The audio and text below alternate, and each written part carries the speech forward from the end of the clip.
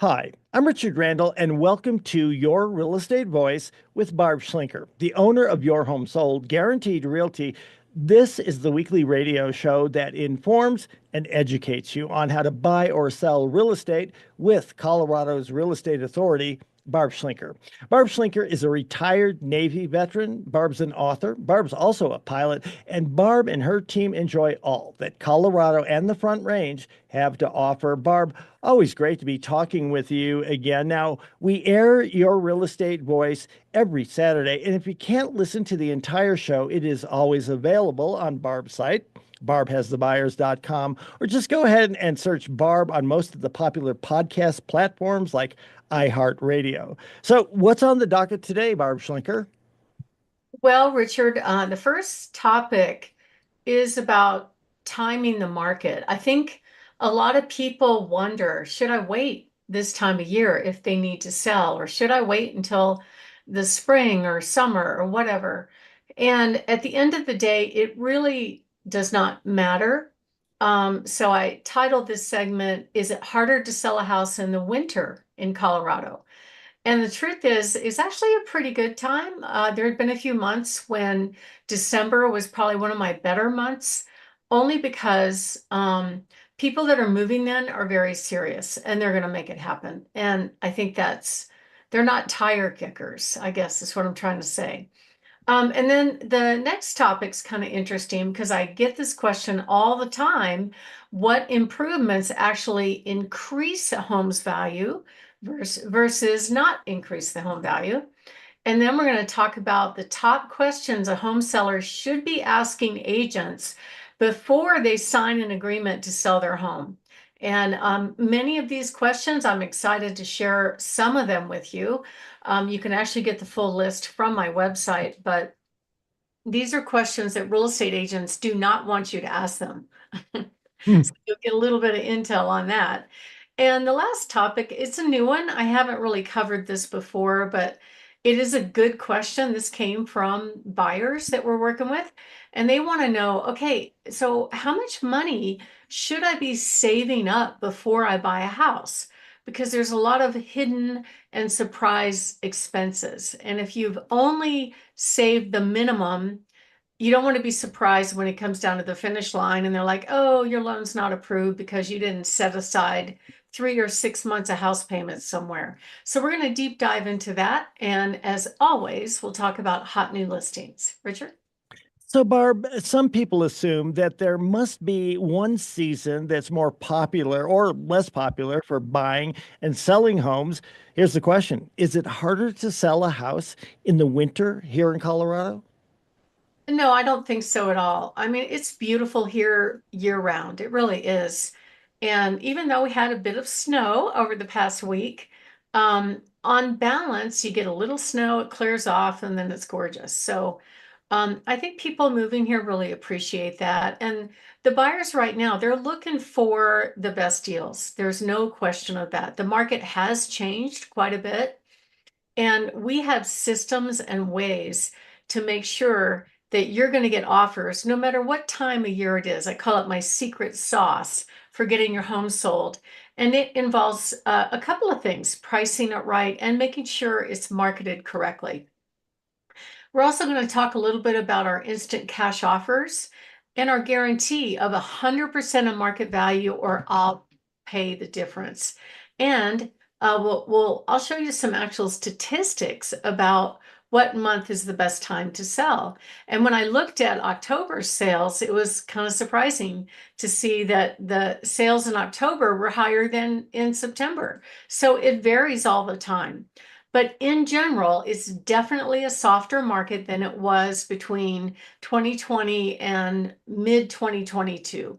The median listing price has dropped 25,000 in the last 5 months. That's 5,000 a month.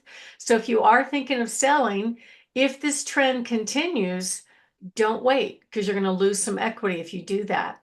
Nearly one half of the sellers have lowered their prices in the past 5 months. The average days on market right now is 86 days, almost 3 months. And that's up a few days from the previous month. And more people actually lowered their price than the volume of sales that have taken place. So it's not a real bright picture market-wise, but it's not horrible. I just traveled last week and I was watching a video blog about the property values in one of my favorite states, Florida. And some of those markets, Richard, they have dropped substantially. I'm talking 10 to 30%. Unbelievable. And I don't know, that might have to do with hurricanes and condo fees and stuff like that. What do you think? I think so. I mean, I think a lot of times the hurricanes come and go. People don't give a lot of thought to it.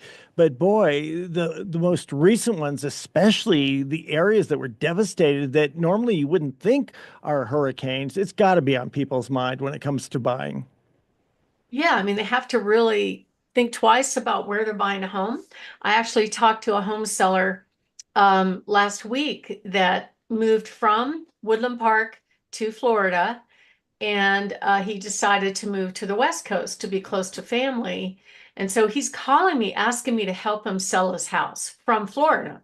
And I'm like, well, he's already got an agent there. I'm like, I'm not licensed in Florida. However, he knew the stats. He knew he's very much an analytical guy. So he was able to give me the stats really quickly. He's like, there's 155 homes on the market. Two-thirds of them are brand new homes. We're not a brand new home. And that was just in a $50,000 price range. So he's like, can you get me a cash offer? And I could get him a cash offer. I could get anybody in the country practically a cash offer on their home. However, um, their fee structures for these deals were probably higher than what he could do there by just making a price adjustment that makes sense. So I gave him that advice. I also went over his pictures. I can't believe how many agents really don't understand marketing at all. So I gave them a forensic opinion of many of the photos. Like one of the best photos in that group, you were sitting on a lanai looking across the table, and there was this big glass enclosure and a beautiful green grass with palm trees out back. And it was picture number 49 of 50. And I said, that is your money shot. Move that to the front. That's a lifestyle picture. And then I started really deep diving and going, get rid of that rug, get rid of that table, move this over here, different angle. So basically, I'm marketing for him, which I don't mind doing. He's a good friend, and we've done a couple of transactions together. But at the end of the day, I don't think people really understand that your first showing is online. So buyers are going to decide, especially with a higher inventory market, whether or not they're even going to leave their fuzzy bunny slippers and come out and take a look at your home based on the first 5 or 6 pictures. If you don't nail those first 5 or 6 pictures, they are moving on. And I was, it's funny, Richard, I was coming back, I was sitting behind this lady on the plane, and I was snooping, she had her big smartphone holding up in front of her. And between the seats, I could see she was looking at the MLS search for Colorado Springs. She was looking at Realtor.com. She was looking at Zillow. She wasn't just looking at whatever the agent served her up.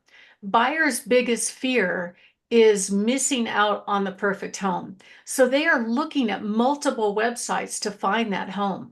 They don't trust just agents to do it. And that's why this marketing piece has to be so perfect. And I just don't think agents really understand how to do it.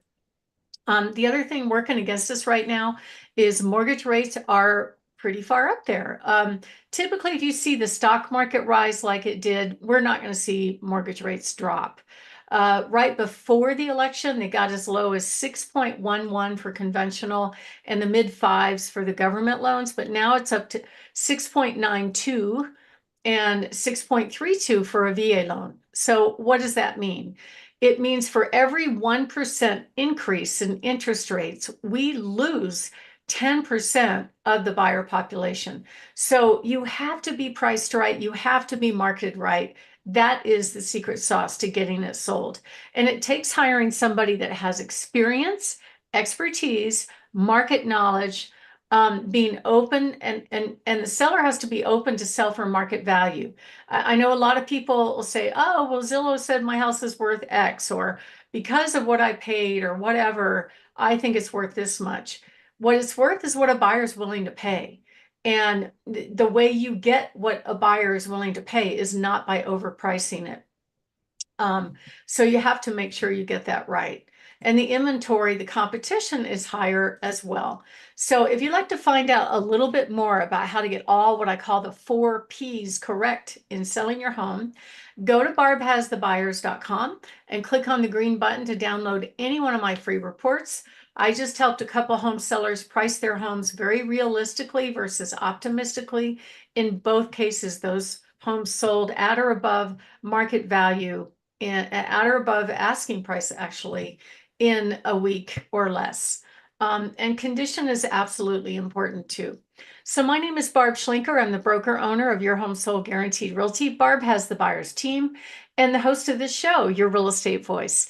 And we're talking about whether or not it's harder to sell a house in winter. And then when we come back, we're going to touch on some things that you can do in order to get top dollar any time of the year. Richard? We're talking about whether or not it's harder to sell in the winter versus the spring or even the summer months. So, how do home sellers know that their home will sell in the winter months and in this changing market environment that we're seeing right now? Well, I believe most agents really have never seen a correcting market. More than 80% of agents get out of the business every 5 years. So what's been going on in the last 5 years? The prices have gone up substantially. So they've never seen a market drop and they don't know what to do.